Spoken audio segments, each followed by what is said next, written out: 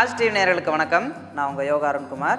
தினந்தோறும் நாம் ஆசனாஸ் அண்ட் முத்ராஸ் பார்த்துட்டு வரோம். அந்த வகையில் இன்றைக்கி நம்மளோட நெஞ்சு பகுதி விரிவடைகிறதுக்கும், முதுகு நல்லா நேராக மாறுறதுக்கும், சுவாசிக்கும் திறனை அதிகப்படுத்துறதுக்கும், உடலோட மொத்த பின்புறமும் நல்ல டோன் ஆகி ஷேப் ஆகிறதுக்கும் பயிற்சி செய்ய வேண்டிய ஒரு அற்புதமான யோகா ஆசனம் ஒன்று இருக்குது. அதை எப்படி பயிற்சி செய்யுது அப்படிங்கிறதா பார்க்க போகிறோம். இந்த ஆசனத்தை நாம் நீல் டவுன் பொசிஷன், அதாவது முழங்கால் இட்ட பொசிஷனில் தான் பண்ண போகிறோம். ரெண்டு முட்டியையுமே இந்த மாதிரி கீழே ரெஸ்ட் பண்ணிக்கோங்க. நல்லா கம்ஃபர்டபுளான ஒரு விரிப்பு மேலே அந்த ஆசனத்தை பயிற்சி செய்கிறது ரொம்ப நல்லது. முழங்கால்களுக்கு இடையில் ஒரு 6 அடி ½ ஃபீட் லெவல் கேப் விட்டுட்டு பாதங்களை இந்த மாதிரி சரித்து வச்சுக்கோங்க. ஒருவேளை உடல் தடுமாறுது அப்படின்னா இந்த பாத விரல்களை இப்படி சப்போர்ட்டும் பண்ணிக்கலாம், அதுவும் தவறில்லை.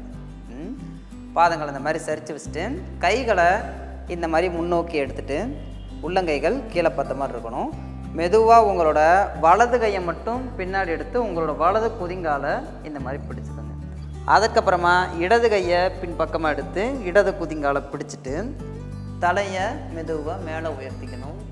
உடலை நல்லா பின்னோக்கி வளைக்கணும். இதுதான் கேமல் போஸ், உஷ்ட்ராசனா.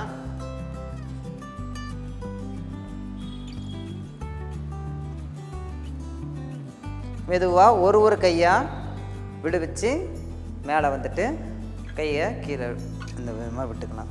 2 முட்டியையும் இணைச்சிட்டு மெதுவாக உங்கள் குதிங்கால்கள் மேலே உட்காந்துட்டு முன்பக்கமாக கொஞ்சம் வளைஞ்சி நல்லா மூச்சு வாங்கி விட்டு ஓய்வு எடுத்துக்கோங்க.